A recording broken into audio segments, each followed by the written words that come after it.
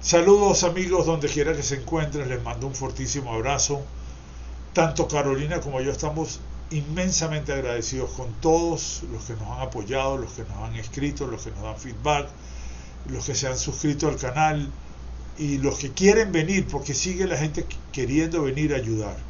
Hemos traído gente muy buena que ha trabajado que incondicionalmente por este canal y hoy elevamos la vara. Sencillamente, un hombre muy inteligente, profesional y sobre todo muy sensible a todo lo que nos rodea para combatirla a lo que nos rodea, que es la ignorancia. No hay duda de eso. Entonces, él se prestó en su agenda repleta, pues agarró un tiempo y vino a trabajar con nosotros. No se lo pierdan, estuvo muy bueno. Muy agradecidos estamos Carolina y yo con nuestro querido Ariel. Espero que la disfruten, les va a encantar. No se olviden de suscribirse, por favor. Es importante que le den like y se lo manden a todo el mundo para tener mayor difusión. Gracias a todos y nos vemos la próxima.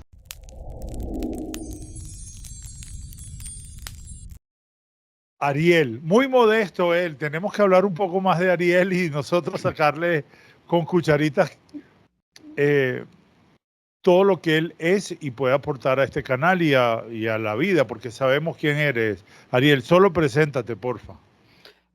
Sí, bueno, no es un tema de ser modesto, es un tema primero que no me gusta perder el tiempo en hablar cosas personales cuando hay tantos temas que hablar importantes por los cuales me invitaron. Pero vamos a resumirlo en mis estudios, comunicación social, soy analista internacional, estudié máster en estudios judaicos y Medio Oriente y un doctorado en historia y antropología. Y bueno, me dedico a enseñar, soy profesor, soy analista, eh, me gusta leer, me gusta el cine y me gusta tomar café con los amigos. Acá está, mira. Ok, faltó mi café, pero bueno. Bueno, la verdad es que la invitación es exactamente porque ya no son momentos para seguir dando nuestra opinión de manera muy casual, porque el mundo entero hace eso. Emocionalmente decimos las cosas sin prepararnos mucho, basados en el odio, en el amor, en el cariño, en mucha ignorancia. Entonces, por eso traer una persona como tú que está al día. Sí, un paréntesis solamente que faltó en mi presentación, que Carolina es mi cuñada y su hija es mi sobrina. Eso es muy importante para Y agregar la al currículum. bellísima Carolina, para que sepas, estamos ella y yo haciendo este nuevo canal que ha tenido unas 40 veces más éxito de lo que pensamos. Es increíble, llevamos 2 meses y hemos tenido muchísimas visualizaciones, muchísima gente que quiere venir. Bueno. Hoy vino Mario Nací, y estuvo muy bien, va a salir pronto. Pero bueno, concentrémonos un poco, cuéntanos cómo ves la situación, danos tu punto de vista. Ok, pero ¿cuál? O sea, mundial, lo que está pasando Mundial, en las universidades. latinoamericano, mira, a nivel comunitario en Latinoamérica, cómo nos está viendo el mundo, qué es lo que está pasando en las universidades en Estados Unidos, que mira, he estado preparándome, he estado leyendo, y la ignorancia del mismo estudiante, donde simplemente le llama la atención algo y se une a una protesta donde ha habido crímenes de guerra, donde dicen que acaben al Estado de Israel desde el río hasta el mar, ni siquiera saben cuál es el río, ni cuál es el mar, ni el porqué de ese tipo de cosas. Entonces, bueno, quisiéramos ver tu punto de vista como una persona más estudiada que nosotros. De todas maneras, antes que empieces, Alberto, yo quiero hacerle unas preguntas directas a Ariel, a ver, con respecto a, bueno, tu punto de vista y como periodista, y sobre todo que hay que aclarar que, bueno, eres judío, ¿ok? Y Israelí, y viví Israel. en Israel varios años también. Ok. Entonces, yo la verdad es que estuve preparando algunas preguntas porque me parece como que, bueno, valga la redundancia, importante saber cómo hoy en día un periodista judío puede ser objetivo e imparcial. Bueno, muy buena pregunta. Y la primera parte de la respuesta es que es difícil y casi imposible, uno. La segunda parte de la respuesta es cuando yo enseño y doy cursos de Medio Oriente y cursos del conflicto palestino-israelí, personalmente la forma como yo lo abordo es que yo de buenas a primeras le explico a mis audiencias, a los que toman clases conmigo, que soy judío, que soy israelí, que tengo mi corazoncito, pero que voy a intentar, basado en todos mis estudios, basado en todo lo que he leído, basado en tomar un cierto distanciamiento de lo que aprendí académicamente, a enseñar el tema, y que si algún estudiante siente en algún momento que me estoy dejando llevar por la subjetividad, me interrumpa y me lo haga notar. Entonces, es la única manera, por lo menos en el campo didáctico. En el campo periodístico, hay una ventaja probablemente que yo tengo a diferencia de otros periodistas judíos, que no es solamente que he vivido en Israel varios años y que he seguido la política y los conflictos internos de Israel, y de hecho viví en Jerusalén y quise vivir en Jerusalén porque sentía que ahí es donde pasaban los eventos históricos, donde quisiera o no, experimentaba mucho más los acontecimientos que ocurren en Israel, mucho más que viviendo en Tel Aviv o viviendo en Haifa o en otras ciudades. Pero yo llegué en el 96, 97, y me tocó el primer gobierno de Netanyahu. Y ya cuando yo vi a Netanyahu en el 97 no me gustó nada. Y recuerdo que le dije a muchas personas, y con perdón de muchos judíos e israelíes que me pueden estar escuchando, recuerdo que le dije a muchos de mis amigos en Israel en esa época, este es el Chávez israelí. Obviamente guardando montones de distancias, pero es un populista, es un hombre que es capaz de vender a su madre por el poder. Y bueno, creo que lamentablemente la historia me dio la razón, lo cual no implica que no exista Hamas, lo cual no implica que no exista Hezbollah, lo cual no implica que no exista una Irán que quiera ser nuclear y que no tengamos verdaderos enemigos que nos quieran exterminar. Pero tener un gobierno con un hombre populista, oportunista como Netanyahu y algunos extremistas radicales, este particular gobierno, yo no estoy hablando de Israel como Estado, ni gobiernos anteriores, nos pone muy difícil el tema de la Asbara, el tema de explicar muchas de las políticas y muchas de las acciones israelíes, y por eso es que estamos probablemente en la época más difícil para defender a Israel, no solamente por la hostilidad que viene de afuera, que es exagerada, y el antisemitismo que ha crecido, y eso nadie lo niega, sino porque tenemos un gobierno un poco indefendible en Israel. Entonces, espero haber contestado un poco con esta apertura. Bueno, sabes que Ariel, lo que acabas de decir de que Netanyahu es populista y que es capaz de vender a su mamá por el poder. Uy, estamos llenos de esos políticos hoy en día. Y ¿Es bueno, correcto? es una cosa, todas estas marchas y todas estas conglomeraciones que están habiendo en las universidades también están apoyadas por grupos que venden a su mamá por ideas fanáticas y de extremistas. Entonces, Sí, pero ahí me voy con una palabra que dijo Alberto al comienzo, que me parece clave, que es ignorancia. totalmente. Porque yo sí creo que hay grupos en todas estas manifestaciones, en las universidades de Estados Unidos y también en Europa y en todas partes del mundo. Creo que hay grupos que tienen agendas muy claras, que son grupos musulmanes, son grupos probablemente palestinos radicales. Inyectan mucho Y de estas ah, universidades, que inyectan muchísimo dinero para... correcto, hay gobiernos, hay mezquitas islamistas que meten dinero para las carpas, los carteles, darle de comer a todos estos estudiantes que están ahí sin estudiar durante días enteros.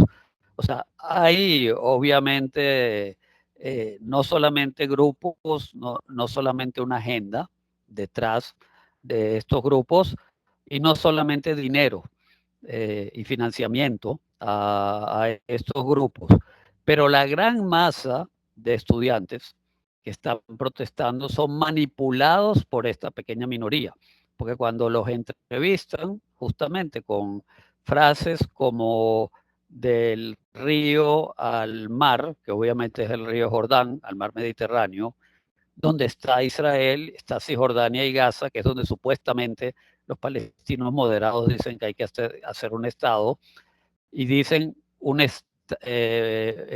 Estado palestino del río al mar, es un eslogan que denota antisemitismo, porque denota que hay que destruir, hay que aniquilar al Estado de Israel. Entonces no hay duda que es un eslogan antisemita.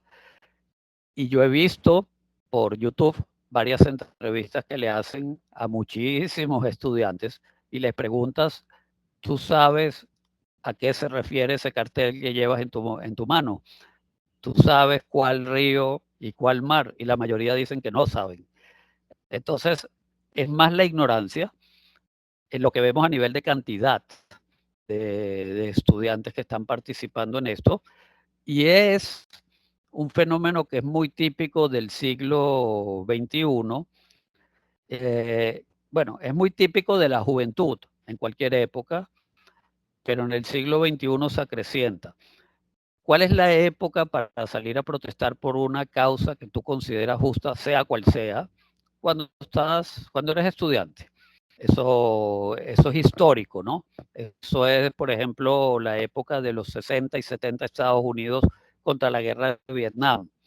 Eso es incluso en la misma Israel, movimientos de protesta en la época de la guerra del Líbano o cosas por el estilo. Las masas de personas que iban a protestar eran estudiantes, porque esa es la época de mayor idealismo, esa es la época que tú quieres cambiar el mundo, es la época que tú crees que hay que ser activista en causas justas. Ya cuando eres más viejito, más adulto, estás trabajando, tienes que ganarte la vida, te vuelves más realista. Como decía Churchill, si no fuiste de izquierda de joven, No y tenías no eres, corazón. exacto, y no eres capitalista de viejo, entonces eres un tonto. Churchill lo decía con mucho más ironía y sarcasmo, ¿no? No se lee. Pero eso es parte de lo que estamos viendo, pero con gente muy manipulada, porque también estamos en la época de las redes sociales.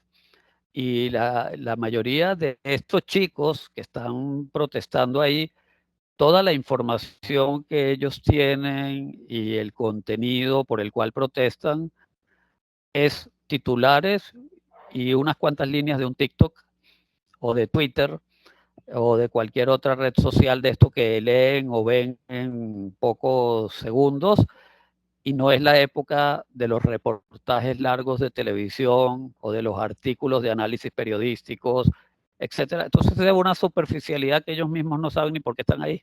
Está bien, pero yo quiero decirte algo, y eso es desde mi punto de vista de mujer judía que ha crecido en un colegio y en una comunidad.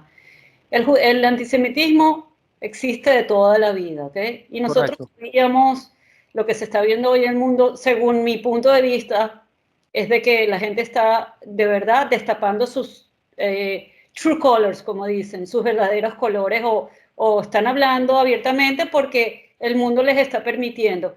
Pero cuando nosotros los judíos o los jóvenes que estábamos en el colegio, se nos enseñó a defendernos como ante el antisemitismo. A mí nunca me dijeron, o sea, ¿cómo explicarte? Se sabía eso, pero nosotros no estamos entrenados para defendernos, porque, o por lo menos yo, y si le preguntas a mis amigas tampoco, o sea, yo cómo le enseño a un estudiante hoy en día a defender esa causa, a no sentirse culpable por ser judío, a llevar su judaísmo con orgullo, porque lo que estamos viendo en Nueva York es una gran masa de estudiantes, tú lo dijiste Alberto, de Colombia y de NYU y de Yale y toda esta gente, pero ¿sabes qué? Los judíos nos acobardamos, ay, hay que guardar el Maguen David, o hay que guardar el Hayo, hay que guardar no sé qué, porque tenemos miedo, en vez de llevar nuestro judaísmo con orgullo y con pasión.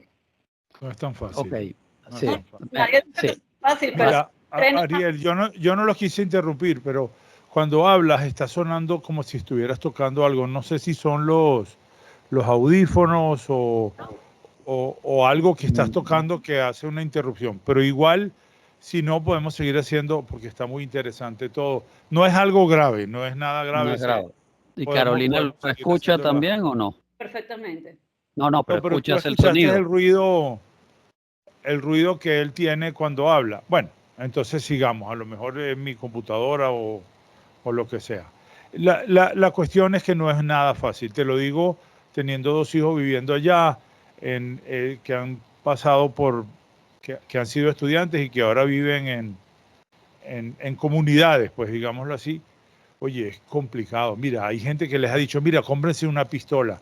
Nosotros no estamos preparados para eso. Nosotros, inclusive en cualquier parte del mundo, yo no me atrevo a Alberto, reaccionar en este momento porque no sé cuál va a ser la agresión. Estoy hablando de hechos y de facts, de cómo tú le enseñas a un estudiante. Yo escuché ayer una entrevista en otro lugar y le preguntaron a un muchacho judío que está en Washington si él se sentaría otra vez al lado de sus amigos. No tienen que ser musulmanes, pueden ser de otra religión. Si se sentarían hoy en día al lado en un salón de clase con gente en este momento están queriendo la muerte de todos los judíos, y él inteligentemente, por supuesto, dijo que no. Entonces, ¿cómo vuelves a un salón de clase cuando tu amigo quiere tu destrucción? Yo creo que este trabajo tenía que haber sido empezado hace muchísimos años, y no tapar que el antisemitismo era una cosa que estaba como, se sabía, pero no se quería encarar. O sea, yo no estoy diciendo que esto sea responsabilidad nuestra, pero quiero decir que hay que darle una educación mucho más amplia a nuestros jóvenes judíos de cómo ellos pueden explicar y educar a la población. Sí, bueno, es un tema hiper complejo, ¿no? Para hablar, como dicen los jóvenes hoy en día.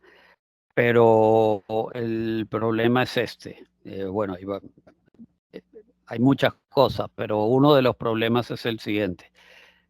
Nosotros desde después de la Segunda Guerra Mundial y el Holocausto, nosotros los judíos, en términos generales, en el mundo occidental, y ojo, cuando yo hablo de occidente no estoy hablando de un término geográfico, estoy hablando de un término civilizacional, cultural, porque occidente también es Oceanía, Australia, Nueva Zelanda, occidente también es Japón o Corea del Sur, ¿no? No es solamente América y Europa. Occidente también es Israel, ¿no? Comparado con otros países del Medio Oriente o de Asia. Y Occidente, en teoría, era Rusia los primeros años después de la caída de la Unión Soviética, pero ahora dejó de serlo, de alguna manera, pero ese es otro tema. Nosotros estábamos viviendo un sueño como judíos, porque fue la época de luna de miel con el pueblo judío hasta hace muy poco. La época con menos eventos antisemitas de la historia. Y estoy hablando desde la década de los 50 del siglo pasado hasta probablemente 2010, 2015, algo por el estilo. Entonces nos sentíamos tranquilos y bajamos la guardia. Y desde ese punto de vista yo no hago una autocrítica tan dura, porque la mayoría de los colegios judíos, la mayoría de las comunidades judías, sí nos enseñaban la historia del pueblo judío, sí nos enseñaban el antisemitismo histórico. De hecho, yo criticaba a veces un poco que había un exceso de enseñanza del tema del antisemitismo, porque había demasiado sobre el tema del Holocausto, de la Inquisición, de los pogroms, en fin. Y yo cuestionaba, digamos que a los 20 y tantos años, 30 años, y tuve mis discusiones en Israel con gente que se encargaba del departamento de Asbará, de los que tratan de explicar la situación de Israel en el conflicto árabe-israelí o en el conflicto palestino-israelí, sobre el approach, la aproximación con que a veces se tocaba el tema de Israel y los árabes, de solo plantear nosotros somos los buenos y ellos son malos como una cosa monolítica, cuando es una cosa mucho más complejo. Pero yo insistía cuando tenía 20, 30 años y vivía no en Israel, en la diáspora, que había que hacer un poquito más de énfasis en el judaísmo positivo. No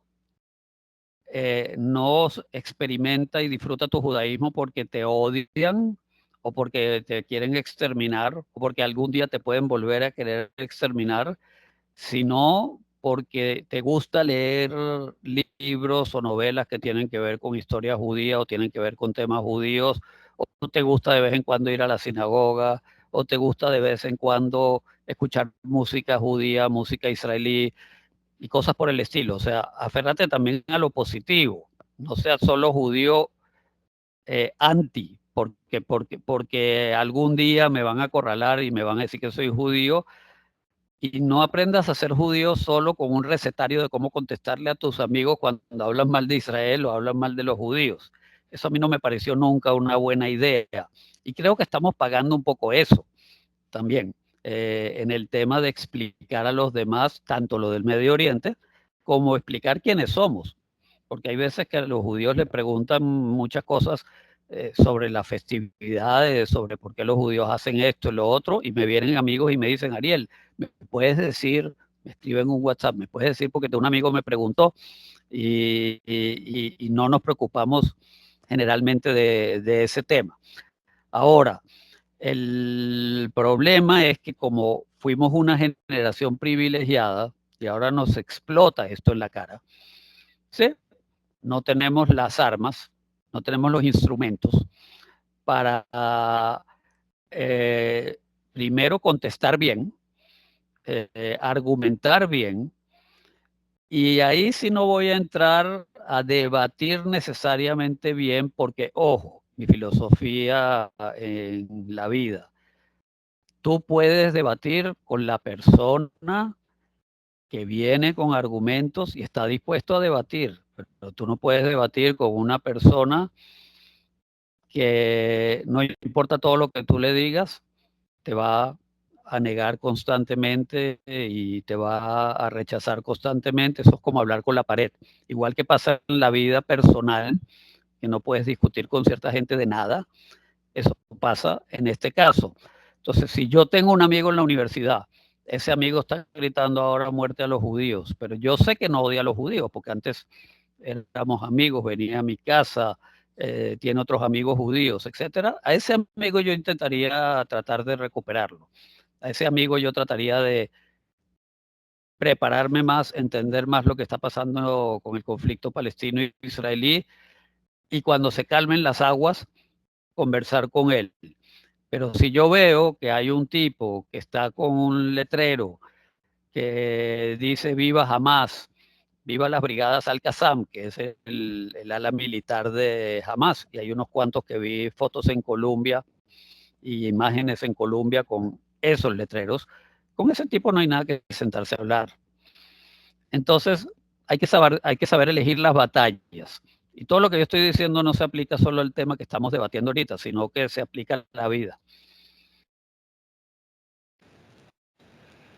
Es muy complicado, es absolutamente complicado, porque la pregunta, Carolina,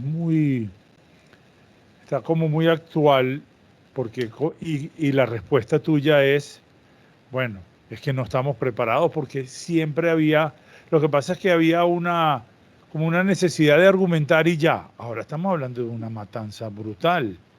Sí. Entonces estamos hablando de cosas de que te pueden agredir de una manera física para la que no está preparado nadie en el mundo. Yo creo que ni los mismos ejércitos a veces los agarran desprevenidos por tanta violencia que hay. ¿Cómo ves todo esto que hemos hablado un poco, pero en Latinoamérica, que nos atañe también desde México hasta hasta Argentina. Miren, yo siento que en América Latina quizás hay excepciones, pero generalmente los países que yo más conozco, el antisemitismo tiene que ver primero con la izquierda radical, que ojo, en Europa es diferente porque en Europa tiene que ver con la izquierda radical, pero también tiene que ver con la derecha radical. En Europa hay movimientos de derecha extrema, neonazis, hay en Hungría, por ejemplo, el semidictador que hay hoy en día es de un partido que odian a los musulmanes, odian a los gitanos, odian a los judíos, o sea, nosotros somos parte del paquete, ¿no? Porque ellos se consideran que están defendiendo la civilización cristiana. En Grecia hay un partido que se llama Amanecer Dorado, que tiene pocos escaños en el Parlamento, pero son neonazis. No pueden decir abiertamente que son neonazis porque si no, no son legales. Pero cuando tienen sus reuniones levantan la mano, como hacían los nazis, dicen Heil Hitler, etcétera, etcétera. En Alemania hay un pequeño partido que se llama AfD, que es, si recuerdo bien, la Liga por Alemania o algo por el estilo, Deutschland, y son pequeños partidos, pero son los partidos que se van nutriendo por el problema de la migración, sobre todo musulmana, no judía. Pero todos estos partidos son puristas de la población mayoritaria que habita en sus naciones. O sea, si yo soy alemán, no quiero musulmanes, no quiero gitanos, no quiero judíos, no quiero nada que no sea alemán blanco, etcétera. Si yo soy belga, lo mismo. Si yo soy francés, lo mismo. Y así. Entonces, hay extrema derecha y hay extrema izquierda que es antisemita por temas ideológicos, no por temas de nacionalismo. Es la extrema izquierda tonta, retrógrada, que la hay mucho en América Latina. Ese es nuestro problema, ya voy a llegar a eso. Como Podemos en España, ¿ok? O hay menos en otros partidos de Europa, pero también Grecia tenía un partido de izquierda que ya bajó mucho en las encuestas, afortunadamente. Francia tiene el Partido Comunista que quedó en tercer lugar en las últimas elecciones y casi pasa segunda vuelta. Y ellos el razonamiento que es muy tonto es el siguiente. Ellos se quedaron en la Guerra Fría. Entonces, Estados Unidos es el gran enemigo. Estados Unidos era enemigo de la Unión Soviética. Estados Unidos sigue siendo el gran enemigo de Rusia hoy. E Israel es un gran aliado de Estados Unidos. Entonces, todos los que son grandes aliados de Estados Unidos son nuestros enemigos. ¿Ok? Y a partir de ahí viene todo un vocabulario que ustedes lo ven con los gobiernos y partidos de extrema izquierda en América Latina, que no hablan mal de los judíos, pero sí hablan mal de Israel. Ha habido gobernantes que maldijeron a Israel en su momento, prefiero no decir nombres ni fechas. Ha habido, creo que hoy, según anunció Petro, hoy mismo va a romper relaciones con Israel. Wow. ¿Ah? Grave. Totales, diplomáticas. Muy grave. Eso es extrema izquierda. Bueno, ustedes saben que Venezuela no tiene relaciones con Israel ya hace casi una década o más. Cuba ni hablar, Nicaragua ni hablar, Bolivia es complejo, creo que sí tiene relaciones, pero también habla de que Israel está haciendo un genocidio, pero no menciona lo que hizo Hamás. Y también la aplicación de la palabra genocidio no tiene nada que ver para lo que está haciendo Israel, si bien yo sí pienso que ha habido excesos de guerra. Eso es otra historia. ¿Ok? Entonces, el problema en América Latina a mí me parece que son los gobiernos, para terminar, Carolina, para que no se me vaya la idea, pero yo no siento que a nivel de pueblo, de masas, de las grandes mayorías, exista un sentimiento antisemita y ni siquiera un sentimiento anti-israelí. Yo me sorprendo de las últimas veces que incluso fui a Venezuela y nunca sentí a nivel de calle mayor antisemitismo. En Perú cero antisemitismo a nivel de calle, cero antisemitismo a nivel de gobierno, pero sí hay antisemitismo a nivel de ciertos partidos de extrema izquierda. Otra historia es Argentina, Uruguay, Paraguay, que tienen sus características históricas propias muy diferentes al resto de América Latina, que a nivel de pueblo hay más antisemitismo, pero hay que recordar que hay mucho más población descendientes de inmigrantes italianos, alemanes, bueno, también españoles, pero más los italianos, los alemanes y de otras zonas de Europa que se trajeron el antisemitismo con ellos y que además fueron países que refugiaron a nazis durante décadas, cosa que no ocurrió tanto digamos, del cono sur hacia el norte. Entonces, no sé, tú vives en Venezuela, creo, Alberto. Tú Sí. podrías dar mejor una apreciación si tú sientes a nivel de pueblo, Hay a nivel de gobierno. una cosa que alguien me dijo que era hasta digna de estudio. El venezolano, por más intentos que ha hecho la extrema izquierda o la extrema derecha o el que quiera venir aquí con un proselitismo de odio, no lo ha logrado. Para Exacto. con nadie. O sea, Exacto. sí hay gente políticamente que tiene sus cosas y inclusive hemos llegado hasta a respetar lo que no nos gusta, cosa que es lo normal. En Venezuela, si lo hay a nivel dirigencial, como tú dices, usando algún partido político, algún proselitismo que lo favorezca, pero no a nivel de masas, no a nivel de calle, pero cero, absolutamente. Yo en eso estoy totalmente de acuerdo, pero es que el estudio este que te dije, o de la persona que me lo comentó, me dijo, es que el venezolano rechazó cualquier tipo de discriminación por etnias o por colores o por lo que sea, lo ha rechazado toda la vida. Y yo tengo un lema. Yo siempre digo que tú no sabes si eres judío, musulmán, negro o blanco hasta que no sales de Venezuela. Aquí nadie te pregunta, tú puedes ir por todas partes y eres máximo un musiú, que es como se le tilda a las personas de nombre extranjero o de algún acento y ya. Pero no, en Venezuela no. Sí me preocupa lo de Colombia muchísimo, cosas que ya yo sabía, ¿entiendes? O sea, lo de Colombia han escogido un tipo que es absolutamente degenerado en el sentido de sus convicciones extremas. Sí, y que es incluso más peligroso que otra gente de izquierda porque sí es un tipo inteligente. Es un tipo, digamos, con más habilidad que tienen otros gobernantes de izquierda radical en América Latina. Quería hacerte una preguntita. Sí. Bueno, de hecho dos. Si tú tuvieras que estudiar hoy en día una carrera, ¿tú estudiarías periodismo de nuevo? Esa es la primera parte. Y la segunda es que, tú sabes, en Venezuela el periodismo se le llama comunicación social. Yo creo que yo creo que ese título debería ser ya evaluado, porque, cónchale, tú sabes, esto es comunicación social, pero no es, estamos viviendo momentos donde, donde la comunicación social está como un poco difícil. No sé, ¿qué piensas tú? Bueno, a ver, sobre si estudiaría periodismo.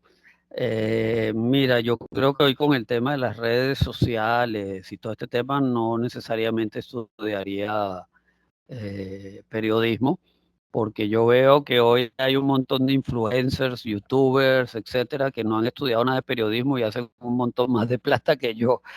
No, pero yo no Y, estoy de acuerdo contigo, yo no estoy de acuerdo. Bueno, Yo pero pienso que bueno, estudiaría, Carolina, él estudiaría periodismo seguro, 100%. no, o sea, yo me gusta ser profesor más que periodista. okay. Entonces, probablemente si hubiera estudiado una carrera humanística, pero no sé si periodismo.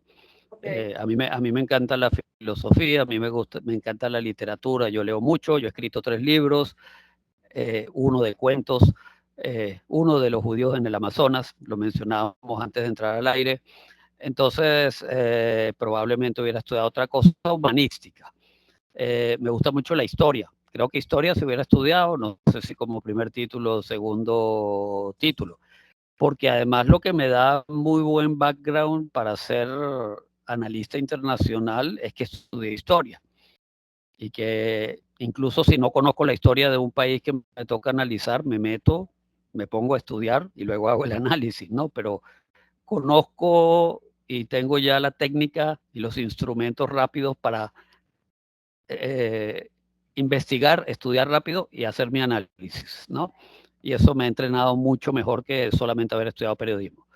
En cuanto a comunicación social, mira, es un nombre, es un nombre. Hoy, en mi época, cuando yo estudié en Venezuela, comunicación social se dividía solamente en 3 subramas, de la cual yo agarré audiovisual, para sorpresa de muchos. Yo no agarré periodismo escrito, porque ya yo sabía escribir bien. Yo decidí que por si acaso hacía falta para ganarme la vida, porque sabía que me quería ir al exterior, era mejor aprender a usar cámara, editar, etcétera, y me metí en audiovisual. Había también relaciones públicas que yo nunca funcionaría para eso. No, no me sé ni amarrar una corbata, así que imposible para mí eso. Y anudar, creo que se dice una corbata, más que amarrar. Y lo otro, creo que había publicidad, ¿ok? Hoy en día, cuando en Estados Unidos y otros países hablan de comunicación social, no sé si abarca más, pero sé que en Perú abarca mucho más, porque hoy hay comunicación social para empresas, ¿no? Gente que va a empresas a proyectar la imagen, cuestiones. Hay comunicación social, no sé para qué otras cosas. Hoy el rango es mucho mayor. El problema con el tema de la comunicación social es que las redes sociales, otra vez, o sea que hoy cualquiera abre una página y hace un YouTube, eh, usa una red social y se presenta como el sabelotodo de todo.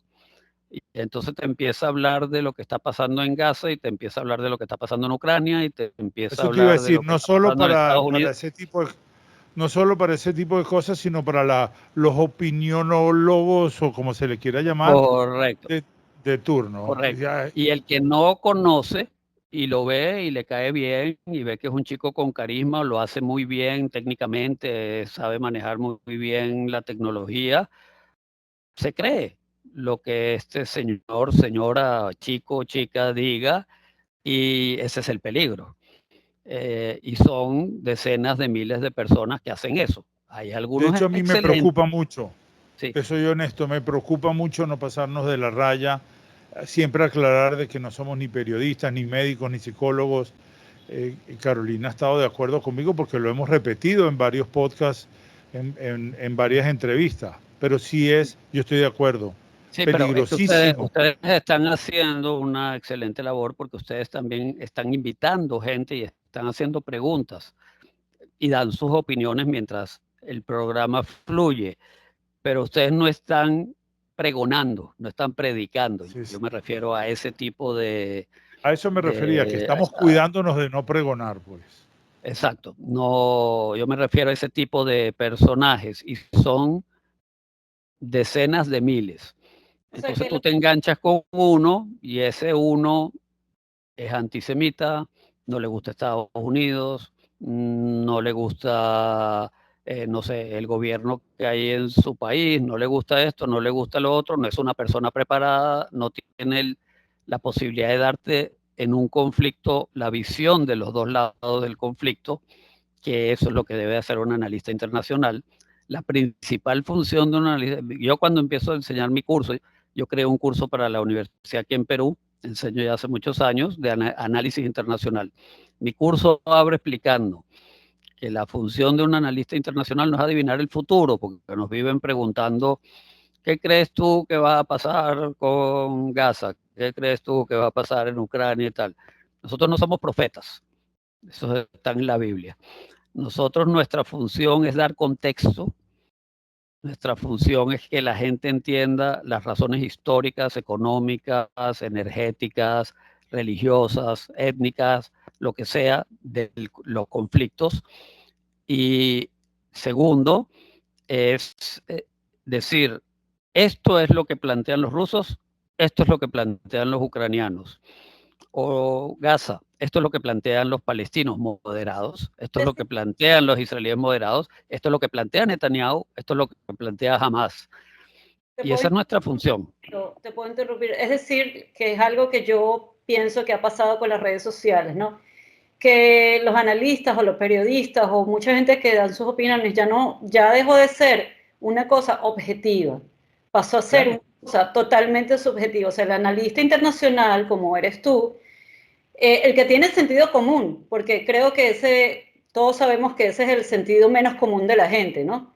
Entonces, ya no es, nos dejamos llevar por cosas subjetivas y no por cosas objetivas. Yo pienso que, y quiero que me corrijas, que cuando tú empezaste periodismo, comunicación social, como lo quieras llamar, era una cosa un poco más objetiva y más fácil, porque no había tantas redes sociales, no había YouTube, no había Skype, no había Facebook, no había una cantidad de cosas y la gente podía ser un poco más, estar en el medio.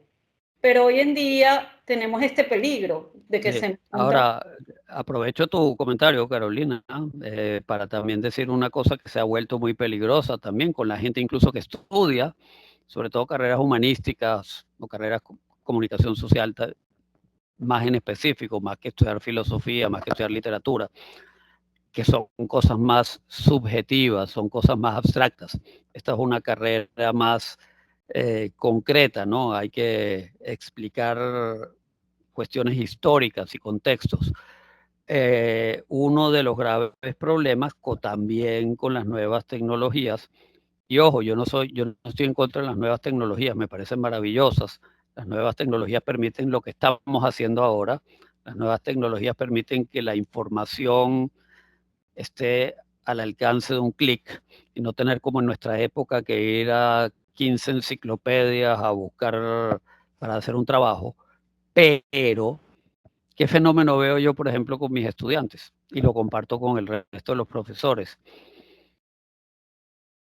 Hoy hacen mucho copy-paste o cut-paste. No piensan. Tú les mandas a hacer un trabajo. A mí no me gusta hacer exámenes, porque exámenes de que elijan opciones, etcétera, me parece que no están pensando. Yo quiero que hagan trabajos donde están obligados a reflexionar, a pensar. Creo que la función de los profesores de cualquier carrera es enseñar a pensar a los estudiantes. Entonces, les mando a hacer trabajos y hoy con la cantidad de información que hay en la internet, me es muy difícil conseguir los plagios y hay mucho plagio. Y entonces, además los estudiantes han aprendido y se han vuelto sofisticados con los plagios. Y no lo digo solo en Perú, es en el mundo, es un problema mundial. Ellos te buscan en 5 o 10 diferentes artículos de Google, lo que sea, y van editando. Entonces, si yo trato de buscar frases o meto un programa antiplagio, no necesariamente va a descubrir que casi todo el trabajo o muchos trabajos son plagio. Entonces, te pasan la carrera y no reflexionaron, no aprendieron. Claro, mira.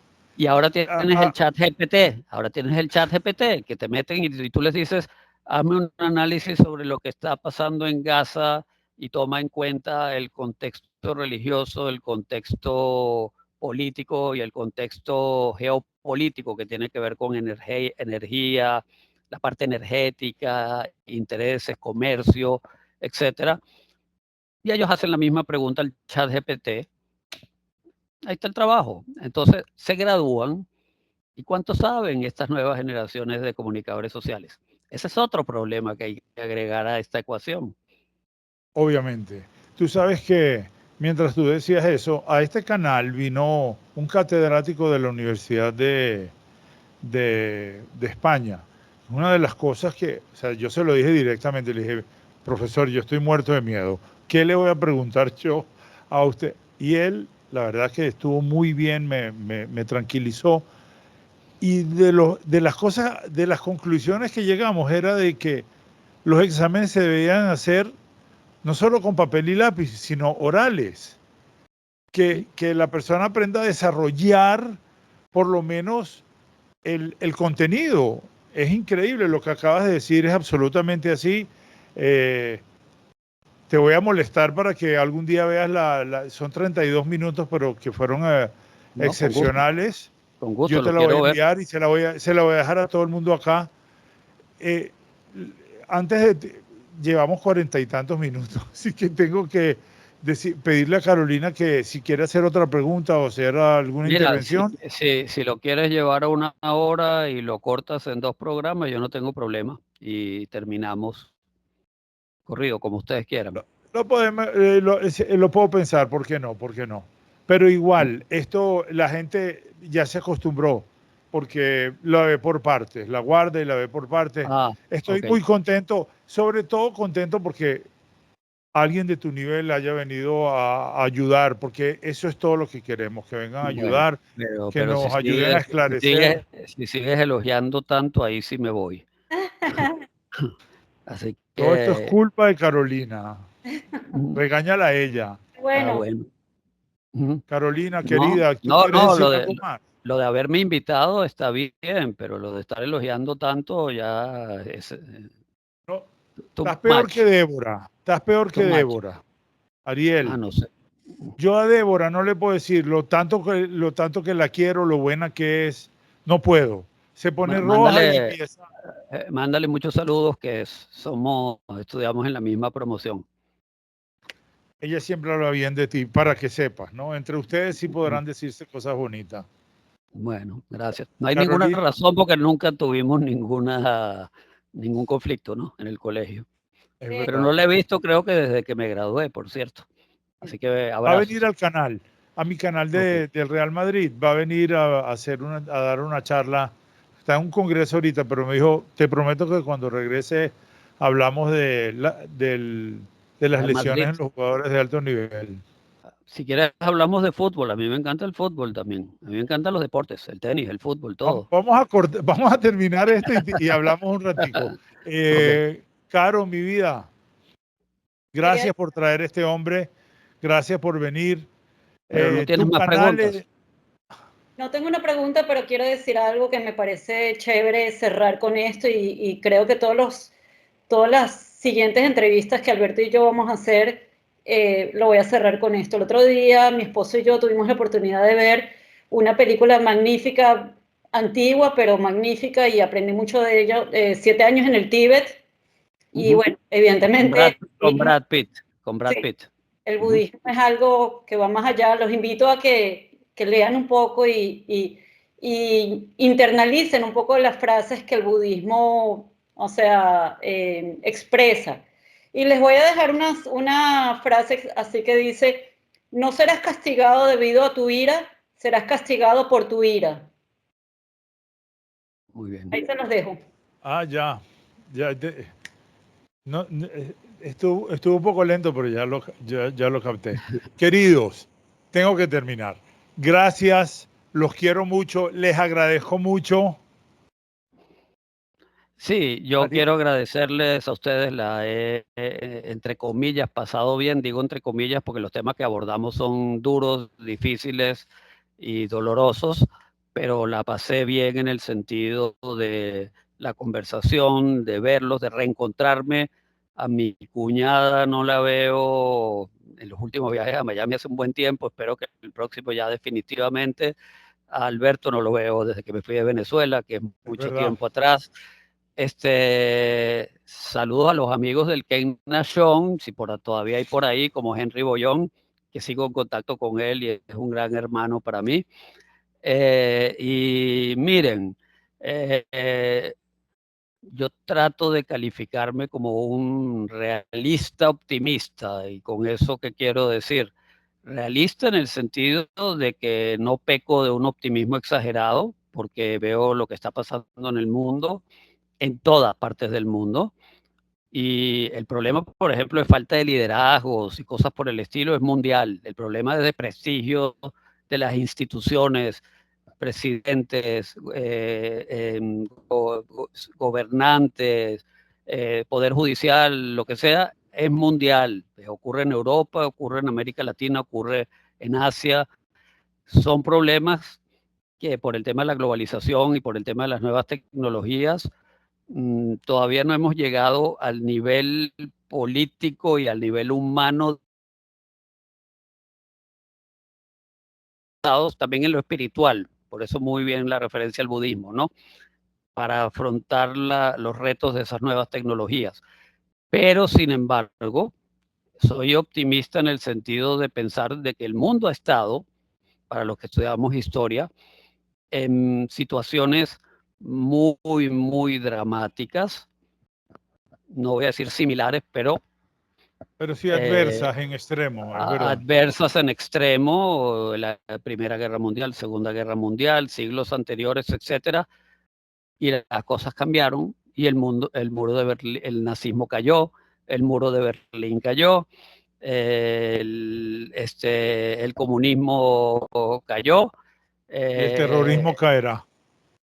Bueno, el terrorismo se ha reducido, si uno lo compara con el 11 de septiembre del 2001, o el Estado Islámico en Irak, Siria, etcétera, está mucho más controlado hoy, que no estoy hablando de Israel, Hamas, Hezbollah, pero está mucho más controlado numéricamente al menos, que hace 5 años.